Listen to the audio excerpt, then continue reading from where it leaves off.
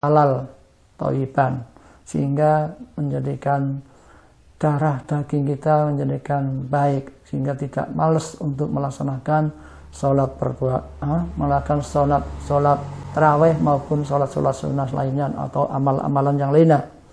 Dan tidak diperkenankan tidak langsung untuk makan kenyang, yang istilahnya adalah balas dendam, sehingga kalau kita laksanakan dengan balas dendam tersebut, makannya banyak, minumnya banyak, sehingga nanti waktunya kita melaksanakan sholat tarawih kita sudah tinggal ngantuknya saja.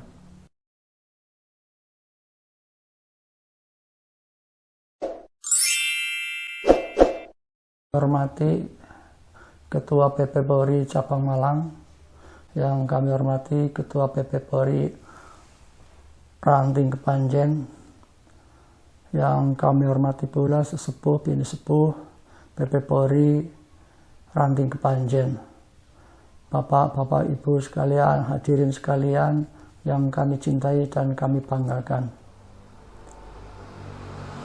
Tiada kata yang lebih indah selain ucapan syukur kehadirat Allah SWT,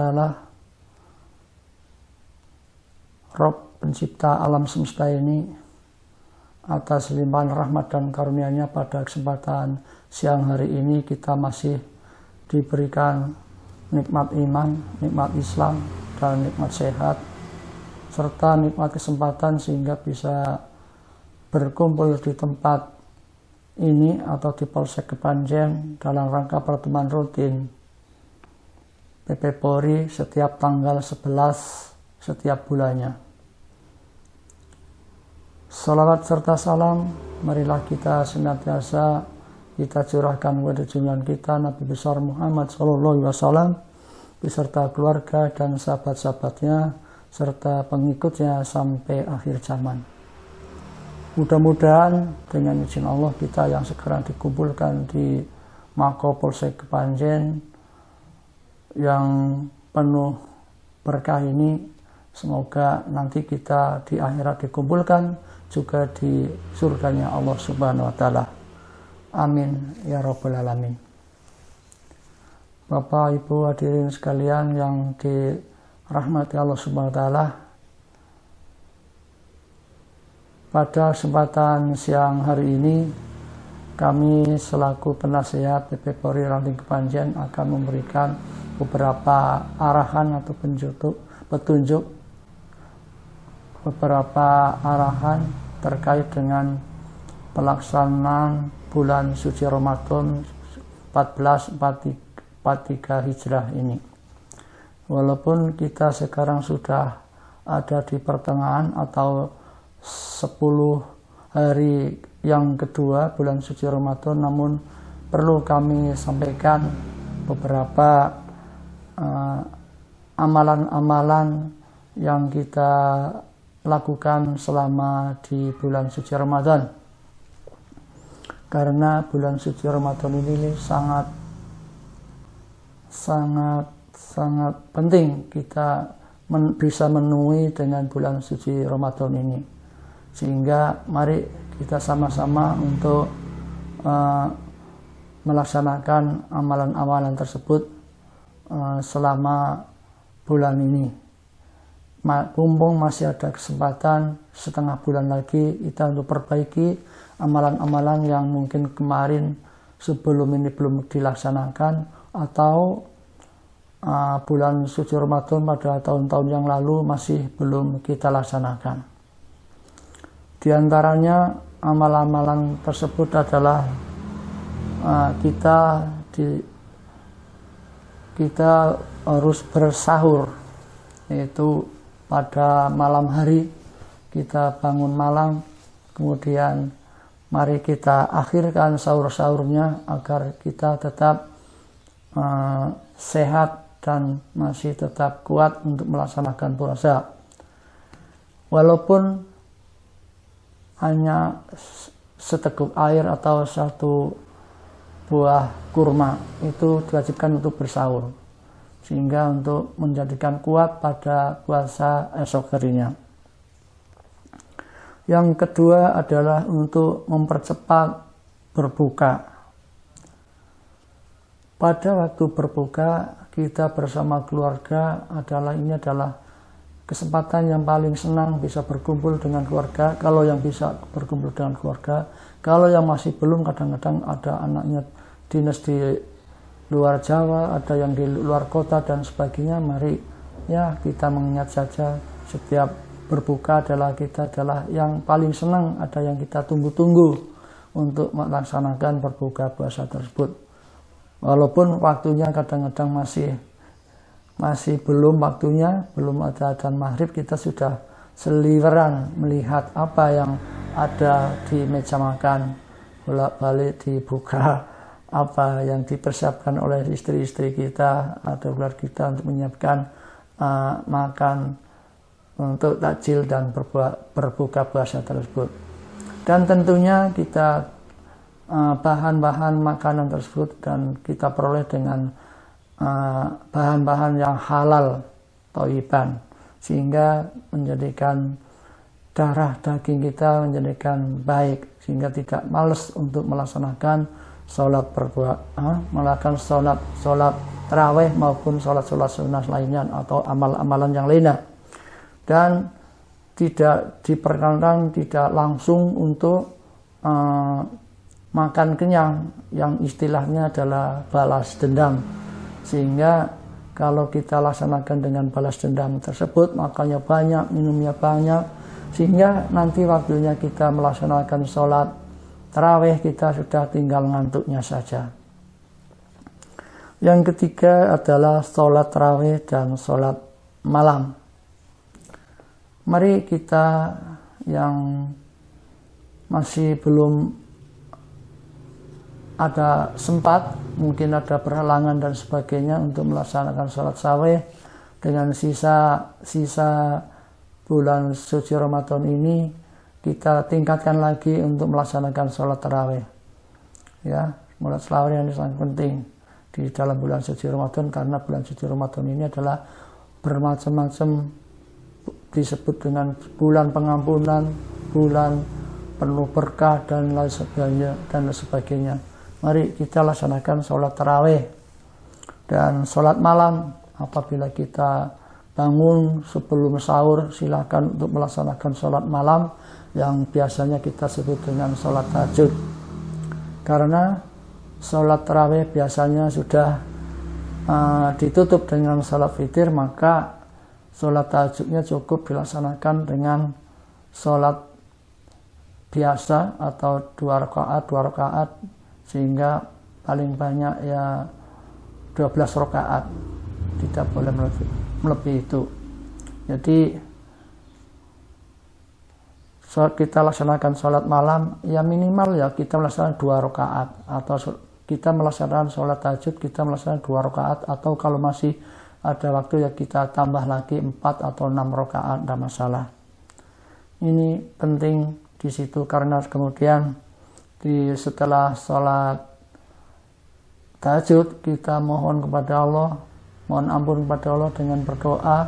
Mudah-mudahan kita semua mendapat ampunan, khususnya di malam-malam bulan suci Ramadan di sepertiga malam, sehingga kita melaksanakan ibadah puasa ini.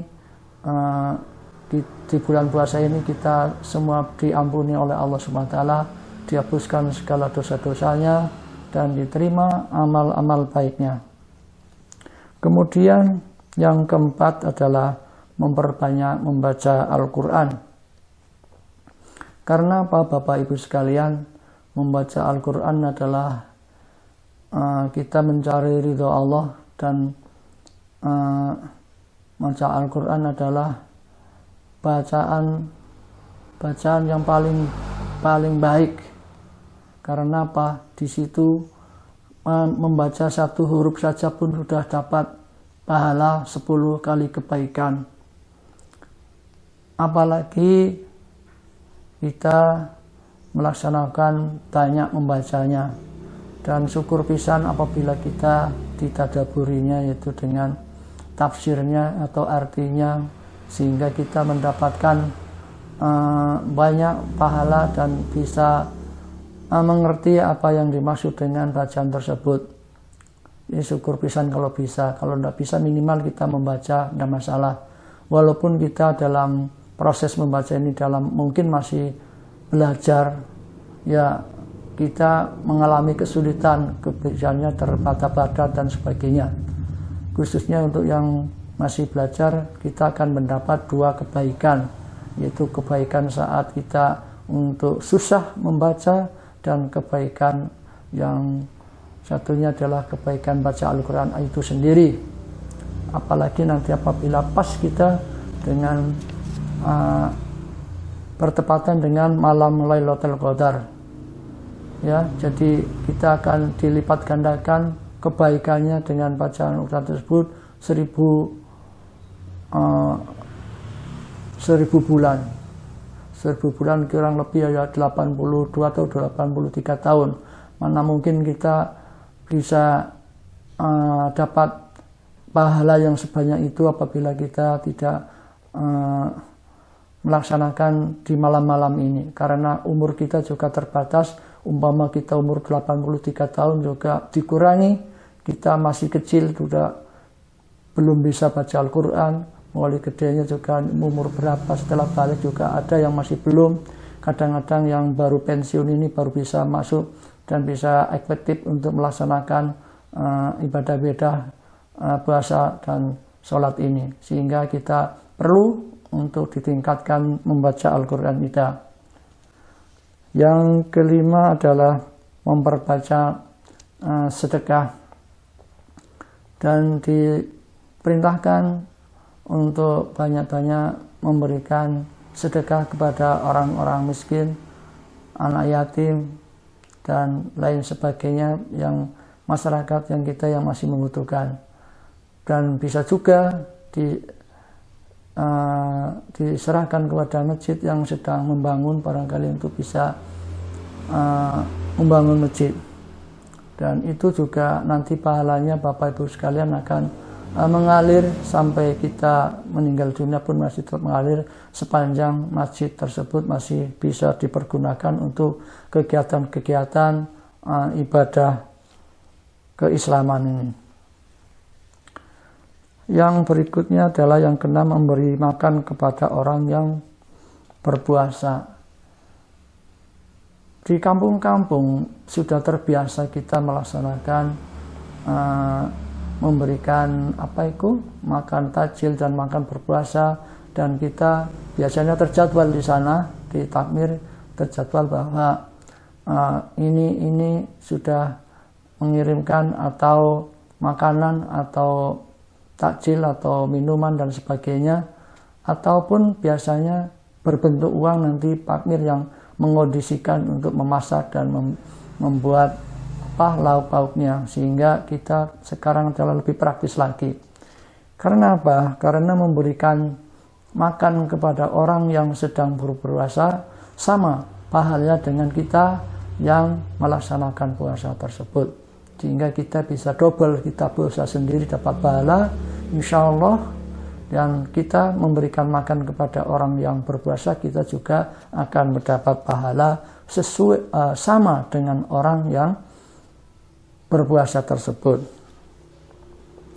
Yang ketujuh adalah menjaga lidah dan anggota tubuhnya. Menjaga lidah kita adalah mari kita kurangi perbuatan-perbuatan ngomong kita yang kurang baik, kurang sopan, dan ngomong-ngomong yang kira-kira menimbulkan hasrat nafsu dan sebagainya, ini harus dikurangi. Termasuk anggota tubuh, biasanya untuk para perempuan yang anggota tubuhnya akan bisa memancing kepada lawan jenisnya, ini agar bisa dikurangi juga. Kemudian yang ke-8 adalah menahan diri dari keburukan.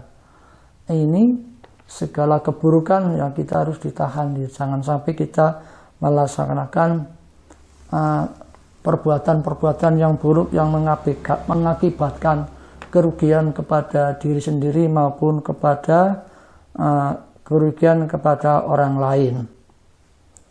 Yang ke-9 adalah itikaf. Itikaf ialah ibadah yang berdiam diri di masjid Sejak dulu Rasulullah mulai pindah ke Madinah adalah beliau melaksanakan itikaf di masjid selama 10 hari terakhir. Sehingga kita diperintahkan yang sudah bisa melaksanakan itikaf, mari kita laksanakan. Bagi para bapak ibu hadirin sekalian, kan kita sudah pensiun, tidak melaksanakan dinas. Mungkin waktu ini kita manfaatkanlah untuk itikaf di masjid.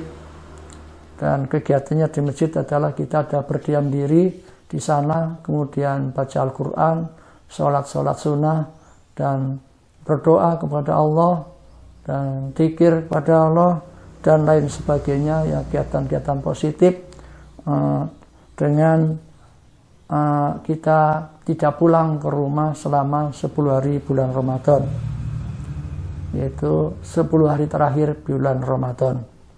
Dengan harapan kita akan mendapatkan ridho Allah.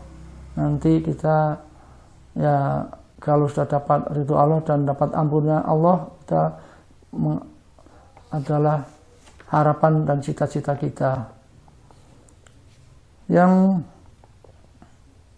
ke-10 adalah mengerjakan atau memperbanyak berdoa atau mengingat Allah.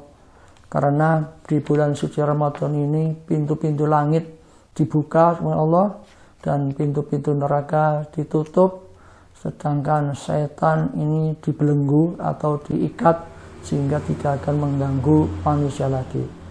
Namun ada pertanyaan bahwa kok selama bulan suci Ramadan tetap aja masih ada kejahatan.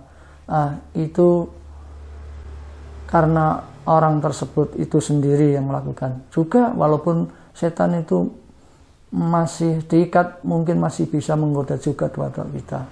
Ya, tetap bisa menggoda pada kita semua. Oleh karena itu, marilah kita berdoa kepada Allah SWT, semoga amalan ibadah puasa kita dan amalan-amalan kita di bulan suci Ramadan diterima Allah SWT, dengan harapan kita mendapat ridhonya. Demikian nasihat yang perlu saya sampaikan kepada Bapak Ibu sekalian. Ada kurang dan lebihnya mohon maaf. Wabillahi taufiq wal hidayah. Wassalamualaikum warahmatullahi wabarakatuh.